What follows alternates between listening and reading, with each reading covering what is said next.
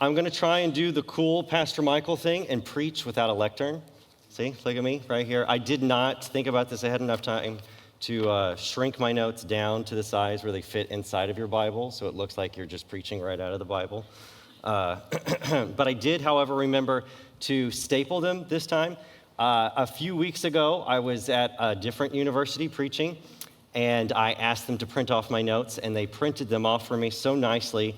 And I got up to the thing, and then I realized that they had been printed front and back, and I had skipped a whole page of my sermon. So I've stapled it together this time. We're good. We're ready to go this Sabbath. We're talking about great expectations. Have you ever decided that you knew something about, an institution? You had made up your mind about a particular business, or you knew all that there was to know about a job or anything, a book, a story, or a person. This has probably happened to all of us. We develop in our minds pictures, expectations. We sort of decide what it is that we know about a person, and then we come to realize later on that we didn't really know what we thought we knew. This happened to me when I first started working at Chisholm Trail Academy, little school down the road. You probably heard of it before. And it was a few years ago now. And this was during my first few days. We have staff worship in the morning and a little meeting after every day. And, I go in and I take the only seat that's not already taken because, people are creatures of habit. And so you're looking at where everybody sits and you're like, I'll sit where no one else sits because that's probably my seat now. And the seat that was available was the seat to the right of Jim Sickler, our AD and coach. And so I sit next to him, and I'm thinking, it's a new job, and I'm just trying to talk with people, just trying to get to know people, okay, And so I lean over and I just I say hello, and he says nothing. I was like, oh, okay, well maybe it's a rough morning. Okay, we all have bad days. It's fine. It's cool. And then I try the next day, and the same thing happens. And the next day, and sometimes I'll ask him questions. And sometimes he'll respond, but more often than not, he won't. And so I start to develop in the back of my mind this feeling of man, this guy really hates me. He must really not like me. He's just all the time just ignoring me. And so time goes by, and then the principal at the time, Tommy Simons, who happens to, I didn't know this, who happens to be best friends with Jim Sickler. They grew up, they went to school together, they've worked together, they've known each other, they've been best pals for eons. Comes up to me, he's like, so how are you liking things at CTA? And I said, oh, they're wonderful, blah, blah, blah. And he's like, and it just seems like all the staff is really liking you and you're just fitting in well, it's going really well. And it's like, yeah. And he's like, what's the problem? I was like, well, I don't think everybody likes me. He's like, oh, don't worry about Mrs. Connell. She's like, no. And I said, no, it's not her. No, she didn't say that. I said, no, it's Jim Sickler. I don't think he likes me. And he says, why do you think that? And I said, well, because when I talk to him, he just ignores me. And he said, what do you mean? I said, every morning I sit next to him and I say hi or good morning, or I'll ask him a question, whatever, trying to interact with him.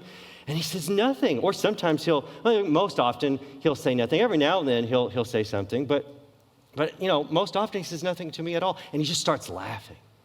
He just starts laughing uncontrollably. And I said, well, what's going on, Tommy? Can you let me in on what's so funny?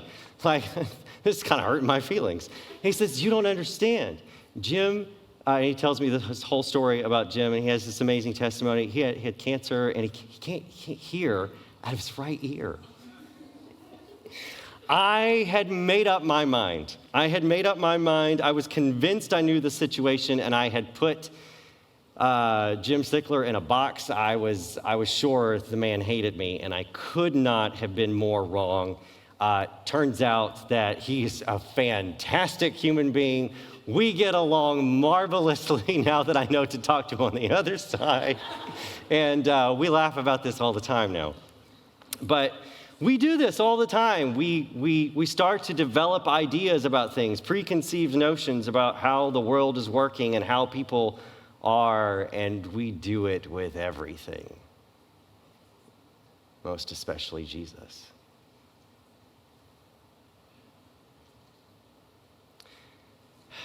You know, God's people about 2,000 years ago were convinced they knew what to expect from the Messiah.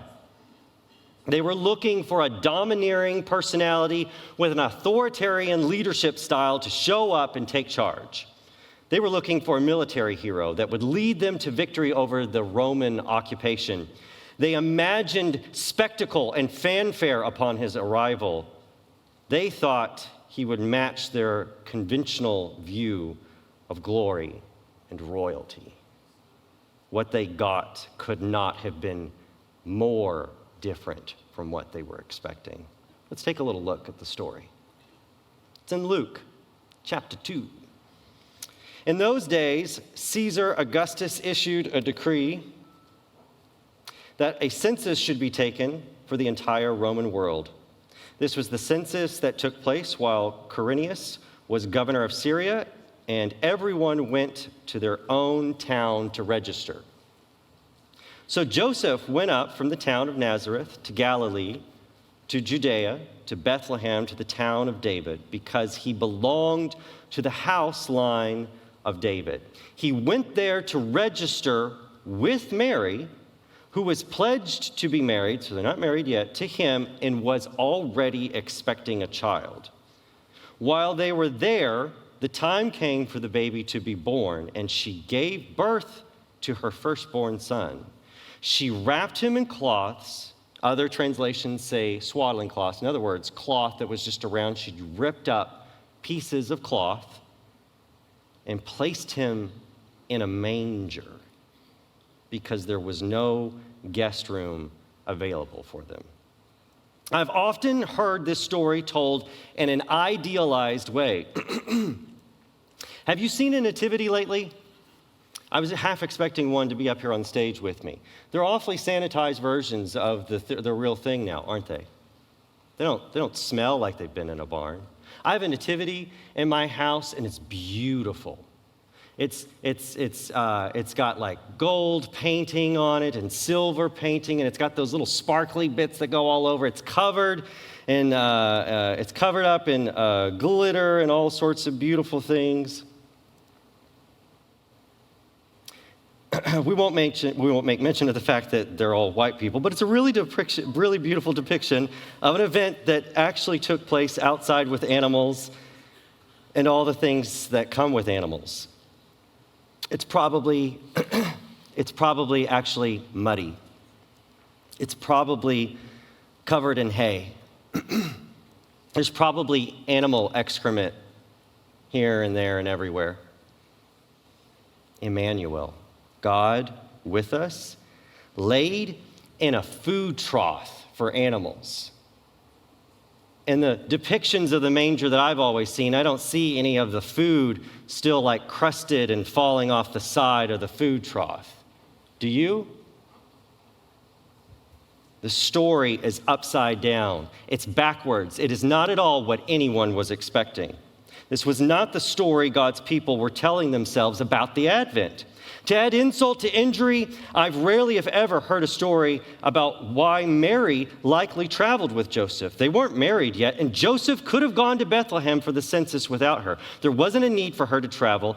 It almost seems odd when you start to think about it. I remember when one of my friends was expecting, and she and her husband would never travel more than like 20 or 30 miles away from the hospital towards the end of her pregnancy. Mary is on the back of an animal, traveling far away from home, far away from her support system and everyone she knows. Why is she there? One scholar theorizes that it's quite possible that she had lost her support system.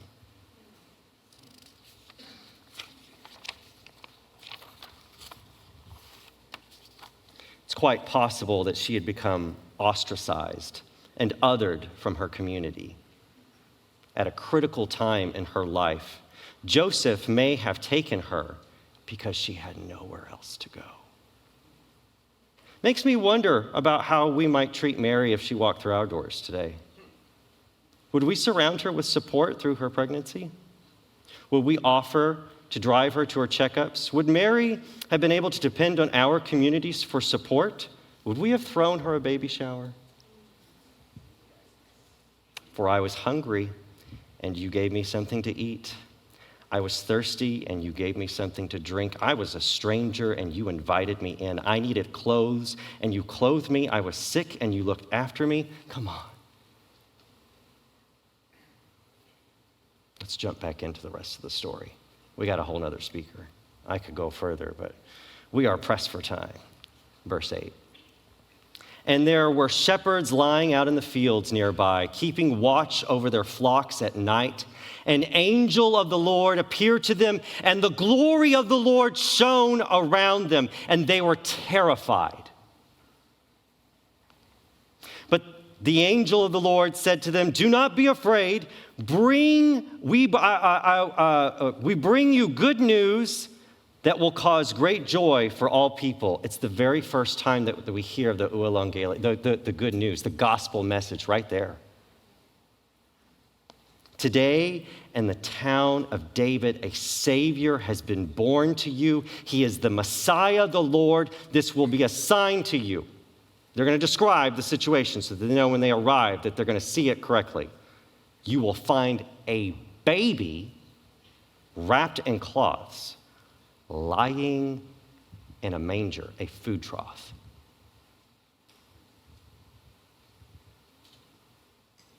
How do we make that modern? So if the Advent happened today, how would it happen? So the angels show up to you and they say, "Hey, guess what? Great news. Jesus has just been born. He's in the town of Cleburne." No, or Alvarado. Alvarado, yeah. And you go, "What?"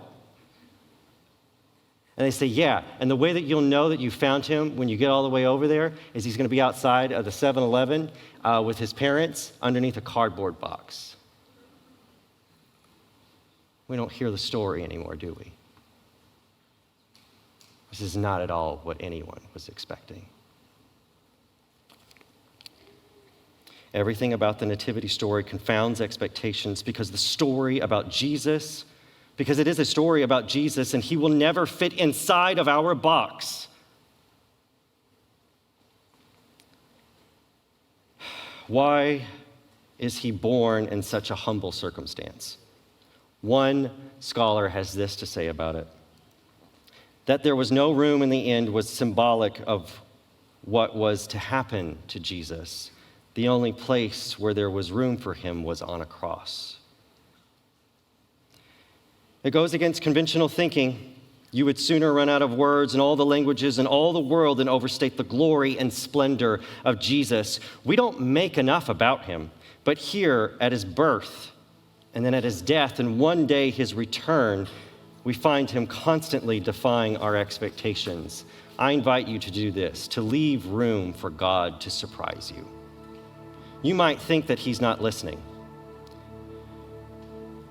You might take his silence to mean that he does not care, but save room for the possibility that there is more to the situation going on than you can see. Save room to be surprised by Jesus.